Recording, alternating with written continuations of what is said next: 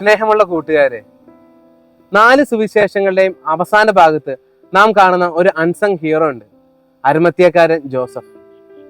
രഹസ്യമായും പരസ്യമായും ഉണ്ടായിരുന്ന ഈശോയുടെ എല്ലാ ശിഷ്യന്മാരും ഓടി ഒളിച്ചപ്പോ ധൈര്യപൂർവ്വം പീലാത്തോസിന് മുൻപിൽ വന്ന് ഈശോയുടെ ശരീരം ആവശ്യപ്പെട്ടവനാണ് ഈ അരിമത്ഥ്യക്കാരൻ ജോസഫ്. തന്റെ ഈ പ്രവൃത്തി മൂലം തനിക്കുണ്ടാകാൻ പോകുന്ന എല്ലാ അപമാനങ്ങളെക്കുറിച്ചും നാണക്കേടിനെക്കുറിച്ചും അവഗണനകളെക്കുറിച്ചും ഇദ്ദേഹത്തിന് വ്യക്തമായ ബോധ്യമുണ്ടായിരുന്നു. ഇത് നമ്മുടെ മുമ്പിൽ വെക്കുന്ന ഒരു ചലഞ്ചുണ്ട്.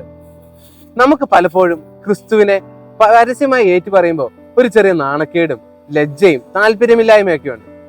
അതിപ്പോ നമ്മൾ പഠിക്കുന്ന സ്കൂളിലാണെങ്കിലും കോളേജിലാണെങ്കിലും ജോലി മേഖലയിലാണെങ്കിലും ഇതൊക്കെ തന്നെയാണ് അവസ്ഥ. ഈ നോമ്പ് കാലത്ത് നമുക്കൊരു തീരുമാനമെടുക്കാം. ക്രിസ്തുവിനെ രക്ഷകനും നാഥനും നമ്മുടെയും ലോകം മുഴുവന്റെയും രക്ഷകനാണെന്ന് ഏറ്റുപറയാനുള്ള ആർജവത്വം നമുക്കുണ്ടായിരിക്കണം.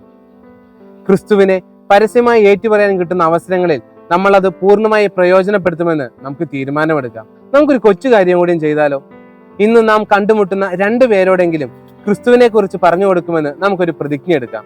ഇതിനായി സർവശക്തനായ ദൈവം നമ്മെ അനുഗ്രഹിക്കട്ടെ. ആമേൻ.